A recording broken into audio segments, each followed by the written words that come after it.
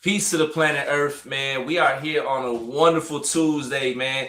Yesterday, if you don't know, I'm gonna say what it was, man. It was Travion Blount Day, which is our esteemed guest, and of course with my sister Monique Yesenia. Um, I might have butchered her name again as I'm sitting here thinking about that, guys. This is live, so I'm sure she'll let me know if I did or didn't. But we excited. Before I bring them on, I just want to say this: when I was incarcerated, part of the story, part of the journey, part of the important piece for so many of us that are locked up is we need hope. A lot of times when you're behind those walls for so long, you start to lose hope. A lot of us were down not just for a year or 2 years. Some of us were down for 5 years, 10 years, 15 years plus. And we were looking for anything, anybody to just make it home and be free. Today, we're here with Travion Blount. Originally sentenced to 118 years, 6 life sentences at the age of 15. And as I think I read it earlier, I'm not sure, maybe I don't know where, but this is freedom. That's all I want to say. I'm gonna bring up my guests one at a time this time. My first guest, and we got people checking in already. Salute the Banky Pound. Anybody don't know, man, make sure you following his page too over there, YouTube, him, Catch More. They doing a lot of big things, man. Salute, as Banky Pound's already checking in saying congratulations to my little brother. Salute the king. Definitely salute Travion.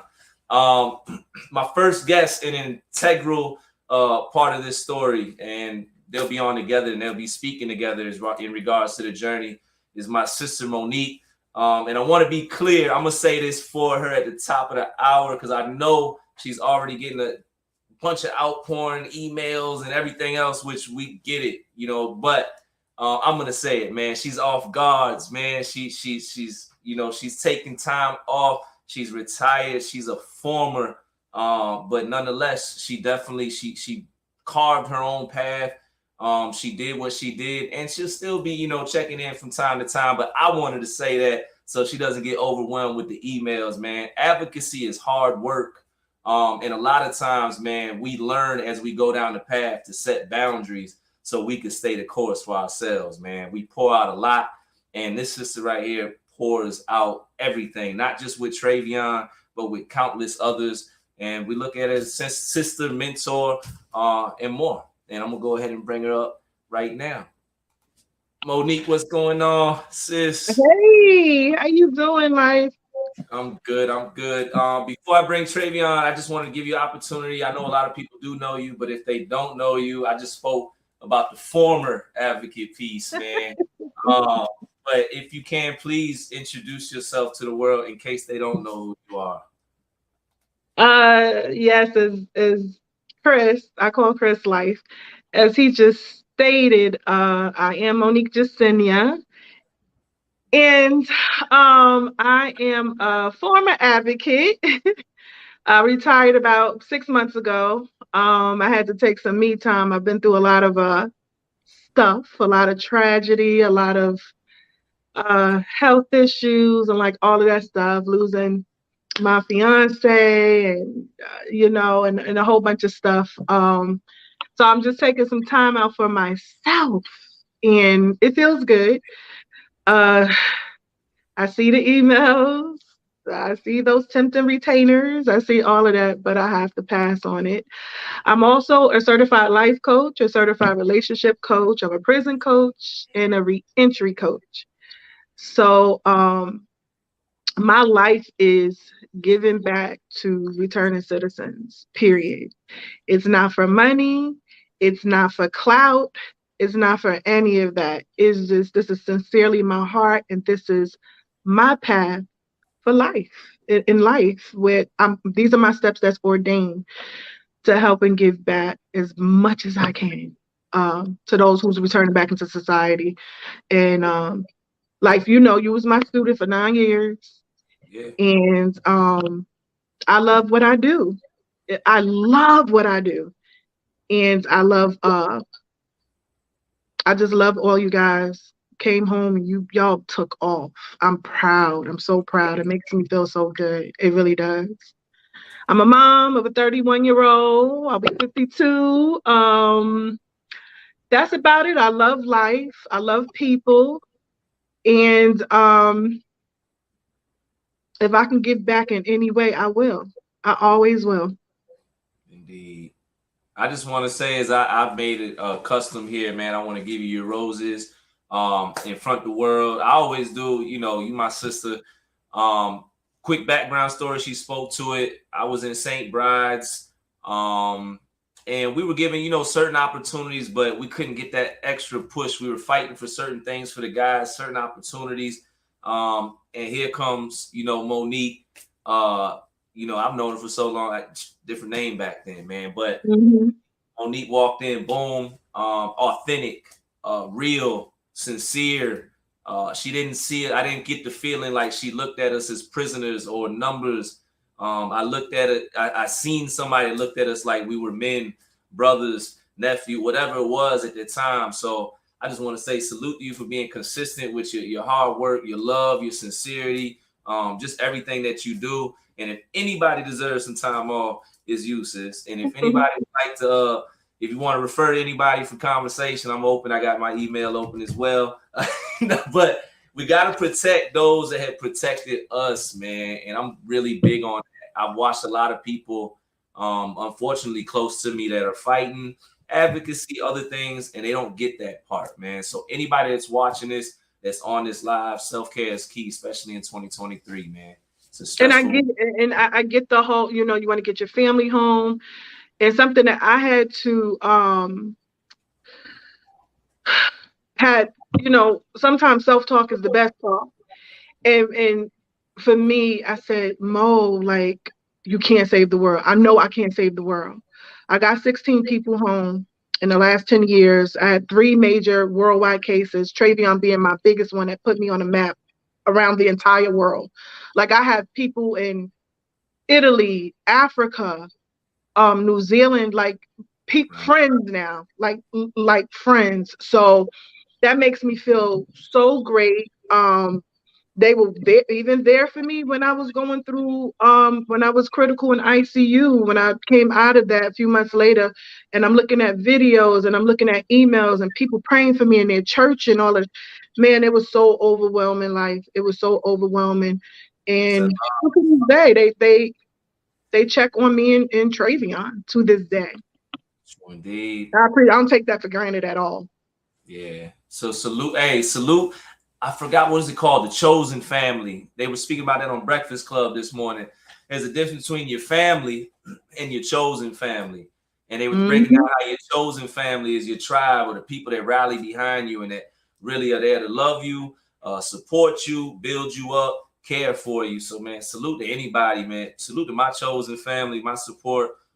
Salute to everybody's support systems, man.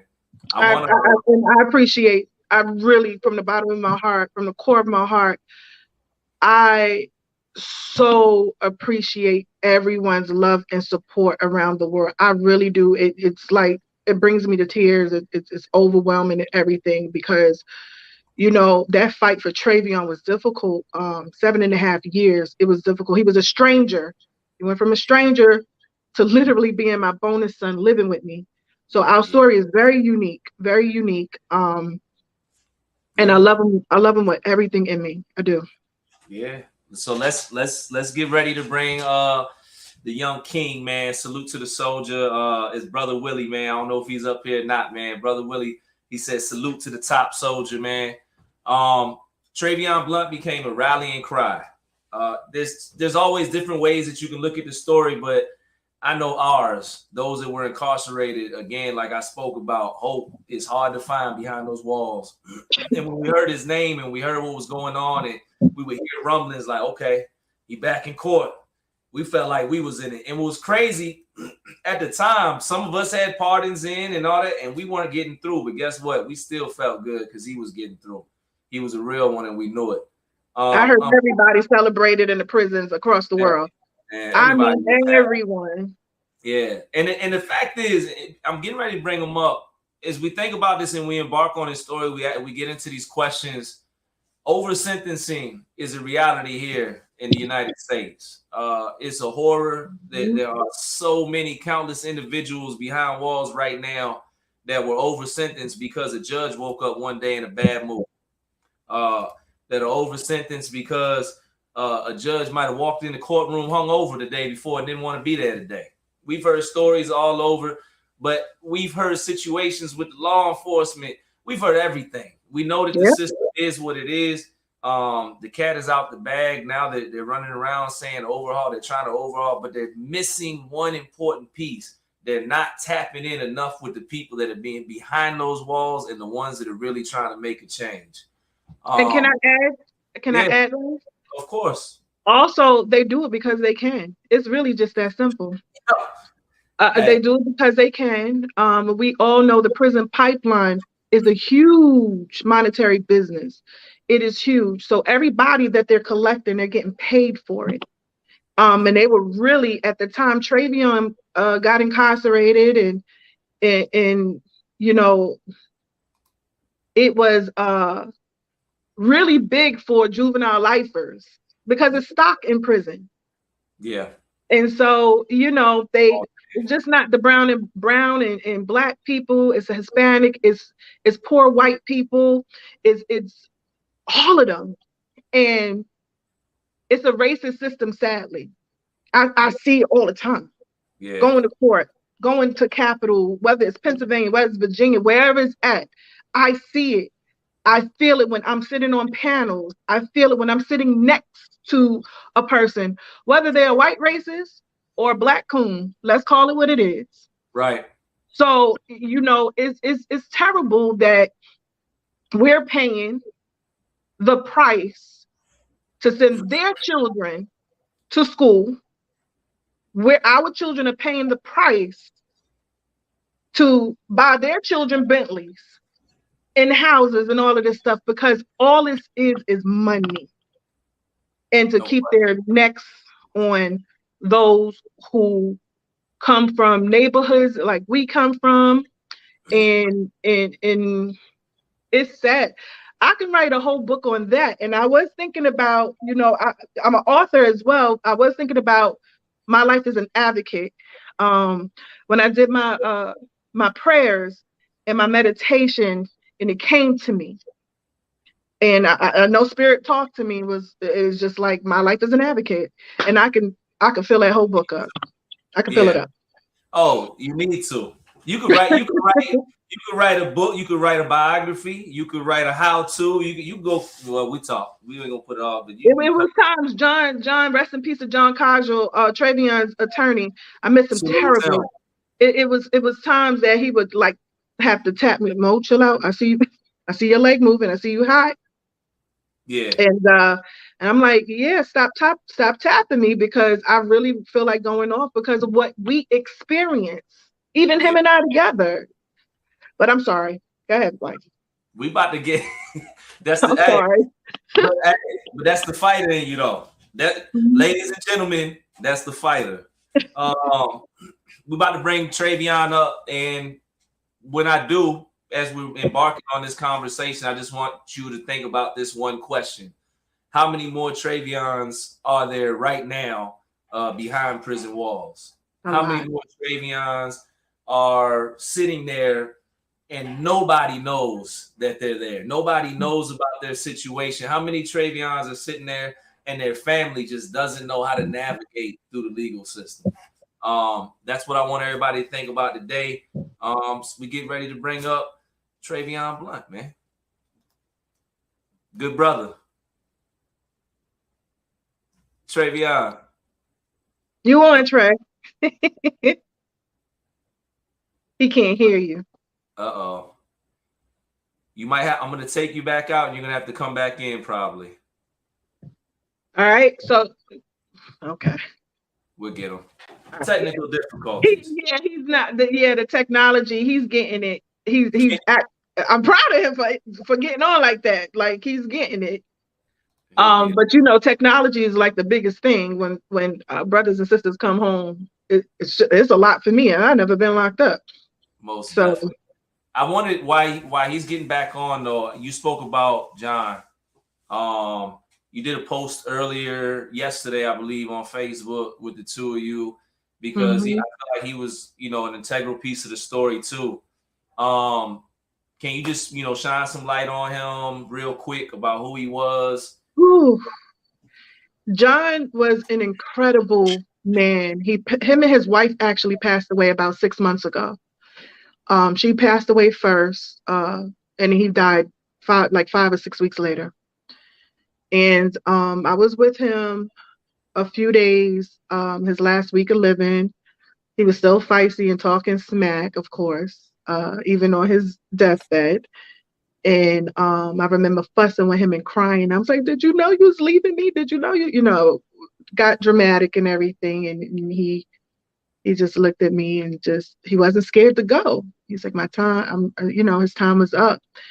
And we hugged. We said, "I love you." He's not a mushy man at all. So, it was very emotional. When I got that phone call, I had to run to Orlando, and I spoke to him the day before, and I said, "John, you hanging on for me, right?" I said, "I'll be home tomorrow. As soon as I get off the plane, I'm coming to you." And he passed away. I got the phone call like midnight, and from his best friend, and he passed away. It was just terrible. Like, it was rough. It was terrible, terrible, terrible, terrible. But I learned so much from this man. He has so much fight in him, and he wouldn't back down. And he fought for our people. He like 95% of his clients was Black, and he seen what was going on, and he didn't like it. He did pro bono for Travion for 14 years. 14 years pro bono. That's unheard of. That's unheard of. Pro bono. He assisted with the freedom of Lenny Singleton. You can hear us, Trey? Yeah, I can hear you now. Okay. He assisted us with the freedom of Lenny Singleton, Travis May. He was the first attorney to get three or four pardons under one governor, and then right before he passed away, he got an additional 3 more under his belt. So his work spoke volume, and he didn't play. We spent plenty of nights working on Travion's case and up all night for years and fussing, and I'm like the only person that can really talk back to him. Some people would be like, "Okay." I'm like, "John, who are you talking to?" He was like, "My other wife." He would, like, that was a joke, my other wife, and but he was so passionate about. I was telling Travion and I was together earlier celebrating. We went out to dinner and stuff. Told Travion, like, I remember one night he said, "It was the last thing I do, the last breath in my body. I'm getting him home, Mo." And the way he looked at me, I said, "Oh, I believe you." And I said, "We going to get him home." And he said, "Yeah, they call us the dynamic duo." He's like, "Yeah, the dynamic duo." And so it, just his legacy will always, always, always be remembered. And he is definitely down in the history books for the state, well, for this world, for this world. Yeah, salute. And yeah. Put the flowers in the chats, man. Salute to John. I think it's crazy. His legacy is here. It's stamped. It's in motion right now, which is a beautiful thing. And I think, for men, I don't know, maybe for everybody, but I think for some of us men, I think that's all whether it goes long, short, 70 years, 90 years, we just want to leave our mark, And Yeah. I think, in my mind, without, I don't know him, but I feel like we find peace in that. Oh yeah. And he definitely left his mark. And he definitely left his mark, his legacy, and he just had to get Travion home. Yeah. And he did just that. So big shout out to my old man. I called him my old man. Big shout out to him. I love him so much. I used to tell him, I said, you're my favorite white guy. I got like 3 favorite white guys, and you're one of them. I got my other white guy is up here right now, Adam. Shout out to my coworker, Adam. He's up here.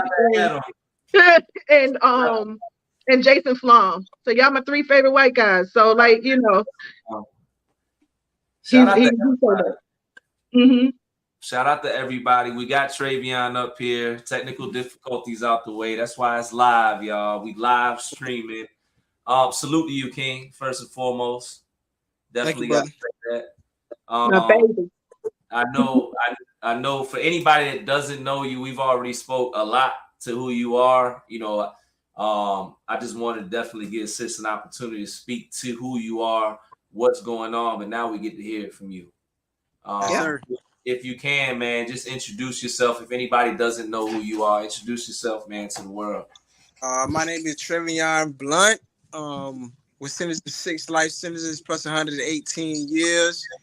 Just been freed for the second time yesterday. On my freedom for the second time. Let's go. Hey, yo, Let's go. yo, give me. I'm right here today. It feels good, man. I'm waiting on. I got pushed back, but this Friday, man. This Friday, I'm about to be free for a second time. So I feel it. Yes. I feel it through my All veins. right, man. Yeah, Hey, look, man. it feel like being released all over again, man. I can't wait, man. It was supposed to be a couple weeks, but it's all right. I said delay is not denial. I'll wait till Friday. It's all good. Cause when I can't wait to post my paper up there. There you go. Hey, There you go. yeah, man. So, man, salute to you, Travion. So many questions. I had just posted around like 6:30. I don't know what it was. That we were gonna get up here. And again, thank you guys both, man. I had a million questions. I've always had a million questions. And then people started flooding, my messenger, my inbox, etc. with questions. But first and foremost, I think I'm big on mental health as well as incarceration, and the impacts of incarceration. And I'm thinking about, before we get into anything else, I'm thinking about a young man that was 15 years old. I wasn't there with you, but I remember I was 19. But I'm thinking I seen a little bit more of the world. I was in the military. I was traveling. I was doing a little bit more, right? Maybe not. But you're 15, and you're sitting in this courtroom, and they read these numbers: 118 years, 6 life sentences. How are you? Yesterday we seen the smile just now, second time free, but really, like, how are you? Like, I'm great. I'm great. That's the beautiful great. thing, man. Great. Hey, I wanted to ask you that. I feel like sometimes people just dive and I want, how are you? Because I wish people would have asked me that more. And It's good to see that. Hey, we talked a little bit earlier, and I feel great too. So let's get into. Hey, I feel great. And I'm glad you're doing good, man. The countless young men, women in the juvenile system right now fighting lengthy sentences, as well as us, adult system, fighting lengthy sentences. Here you are. You are given a number that's thrown at you. It's obscene. I think I put it in the comments, and I know Mo definitely, she did a post about it yesterday on Facebook. If anybody doesn't know, he said he got 118 years and 6 life sentences for basically 2 cell phones, 2 joints, and $60. What were your thoughts when the sentence got read off? Like, where was your mind at that moment at 15? Confused. Mm-hmm. Confused, at the same time, like you said, I was 15 that when it happened. Well, 16, right? 16 when I got sentenced. I was 15 when it happened. I was 16 when I got sentenced. So it was like, it was confused. I thought, for real, I took it as a joke. I'm still young, so I was confused, took it as a joke, and really ain't think nothing of it. And I really ain't think nothing of it until, to be honest, when I got released. That I was never coming home. Like, it ain't really like sink in like until I actually got released. That might have almost been an advantage. I'm trying to think, because it never. So at 15, like you say, you didn't take it too serious. You just going through the motions. They read it, but you never registered. You didn't. Is it that you didn't accept that as truth, or you didn't even think about it that way? Kind of both. Like, you've been in prison. You was young, so it's like, I was young, so it's like, okay. This what happened. go back to continue doing. Uh-oh. You know, it just ain't really sink in until they actually said that, you know, pack up, like you going home, like, you know, and that's when that like the draw for tears came, like, yo, I was really not never coming home, you know, like I was really not coming home. That's crazy. I want to ask John told me when he was in court. I don't know, you lived this, so I'm sure your mom told me this too, Trey. When y'all was in court, when you got sentenced, when the judge sentenced you, you looked at your mother and said, "What happened, Mom?" Yeah, that was the confusion. Like because he could not process what the judge had just gave him, and then they was taking him away. So John told me that, and me and your mom sat down and talked one night, and like she was confused. The whole court was confused. You know, that was very harsh and cruel. It really was. And then, you know, two adults took him there, and like it just, all he needed was some rehabilitation and probably mentoring, and he might have gotten in trouble maybe a time or two, you know, if they would have gave him that. But people have to understand the environment, the people the adults that he was around that should not even had a 14, 15-year-old tagging along with him bringing them with him anyway. But that's devastating. Just listening to this, when you said it, Life, that question was a great question. You know, it takes me back. It blows me back because I picture it in my mind all the time. Well, with your lawyer, did you have a paid attorney, or were you assigned one from the Commonwealth? It was John. I signed one. Oh, what? It was John the whole time? John's a public defender. You said 13 years. You said 13 years pro bono, 14 years pro bono. Oh, but he was from the start. Yeah, he was a public defender for the state of Norfolk. I missed that's me. I missed from the start. I thought he got on the case after the fact. So you did have John at the beginning. He's been there he was there from day one, and he was so disgusted what happened. He said, I could not leave him hanging like that. I got to get him home. As a public defender. Public defenders don't do that.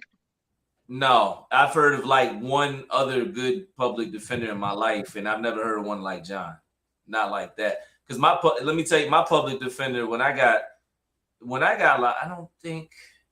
I don't even know what happened. He just refused to respond to a letter or anything. So again, salute to John. I thought he came in after the sentence, and that was on me. John did a lot of pro bono work. He did. Yeah. He became very wealthy after these releases. He became very wealthy. He would get on me all the time. Like, it came to a point, like, he'd be like, "You're not charging for consultant phone calls? We're the dynamic duo." He was charging for consultant phone calls. I'm like, a lot of people that's hitting me up, they're poor, and you know, and I couldn't do that. And he was like, I remember him saying, "Mo, you got to get a backbone. You tough and everything. You got to get a backbone. You know, get your money." I'm like, no, I just wasn't on it like that. But yeah, he became, you know, very well off after the fact. But he did a lot of pro bono work for people of color. He definitely did. What, Travion? So I know when the sentence got passed down, what did John tell you? Like, what did he say to you as far as, you know, what was going to happen next? Did he say, "Hey, I'm coming, we're gonna keep fighting," or what was the message? Appeals. You know, appeals. You know, you heard that when you get sentenced anyway from lawyers. Appeals.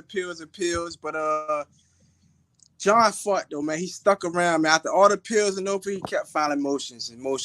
It got to the point he was coming all the way to Wallace Ridge to see me, you know, telling me what he's doing for my case. And that's even before we thought about a part. He was still pushing and fighting for my case, man. And after everything got denied, he just was like, you know, well, how about we just try this? You know, the only thing they can do is tell us no. So everything was exhausted. Yeah. He exhausted all appeals. And you know how that goes for cases. Once you exhaust, what else do we have? We had to appeal, and Let then me John didn't yeah. stop. John did not stop. He won't trying to hear no for an answer. He won't, man. they woke up a sleeping giant. That's what they Oh, did. they did. He definitely did, man. And then behind your situation, he went on a roll. On the Mhm. road, They need to do a movie about John. They need it's to do facts. Yeah. a book of John. I don't know, something, anything, man.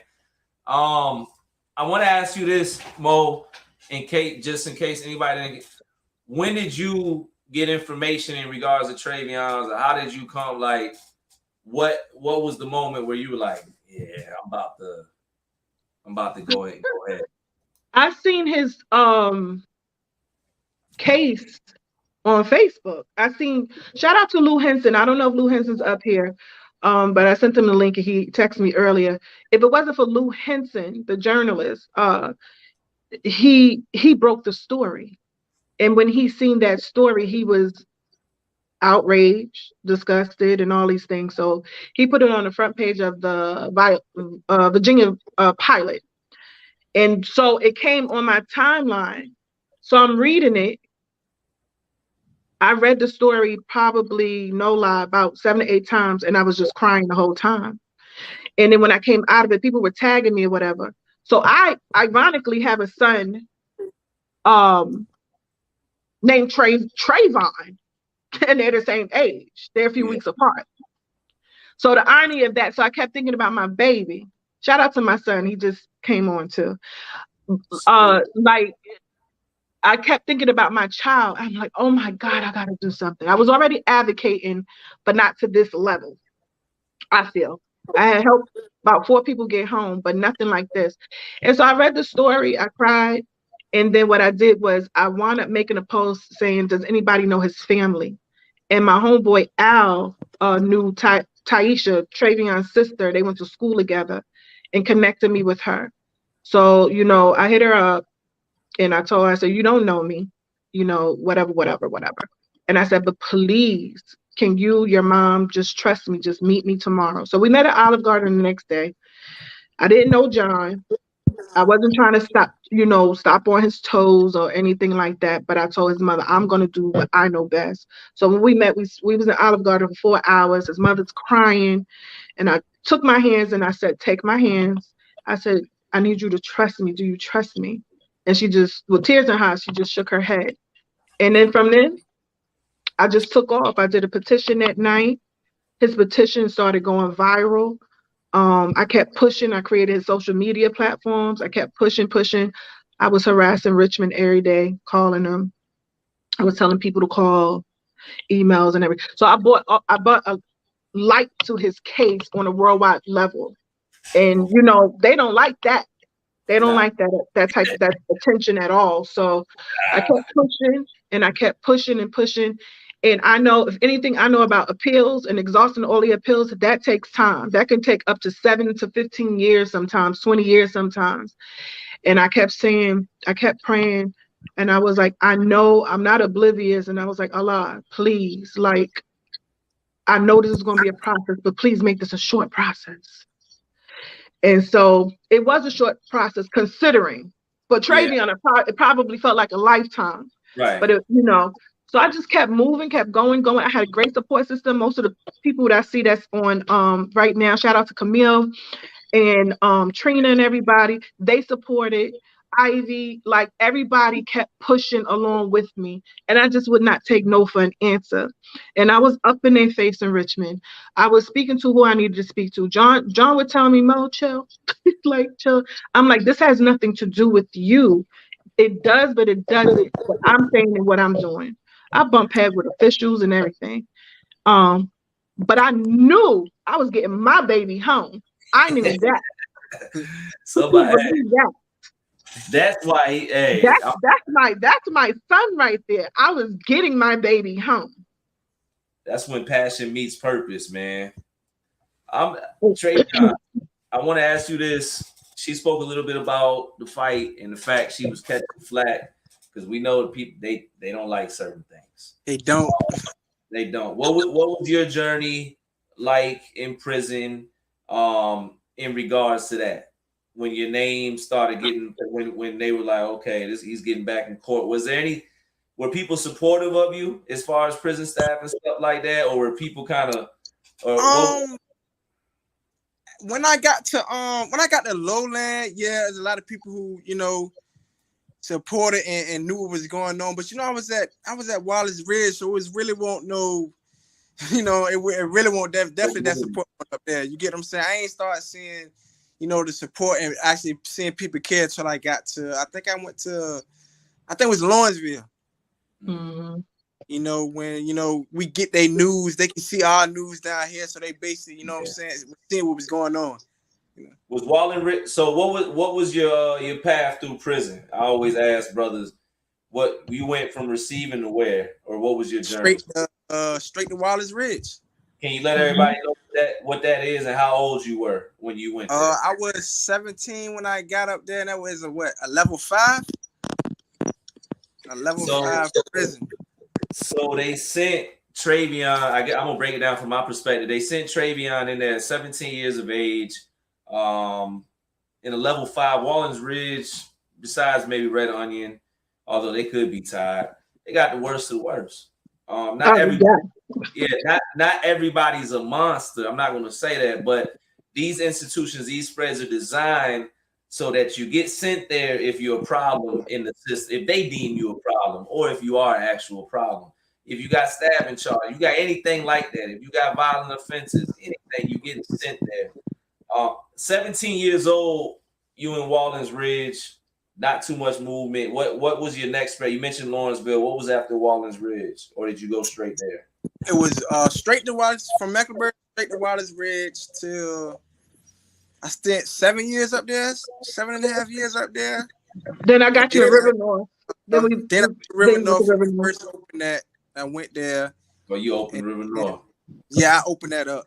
That it was a short stint there, and then you went to Lawrenceville, and then we got our news, and then you went to Greensville to finish your sentence. Yeah, then I got the part from Lawrenceville, then went to Greensville. So you hit, well, for me, again, anybody that hasn't experienced the prison system, especially specifically Commonwealth of Virginia, basically all the spreads he named, they what we call big boy compounds. That's where it goes down there. I was on Sussex, Greensville, St. Bride's. I hit Sussex twice because I ran my, yeah, that's another story. We'll get into that one. But yeah, I'm just saying. So I'm thinking, man, 17, Wallace Ridge, making your way through prison.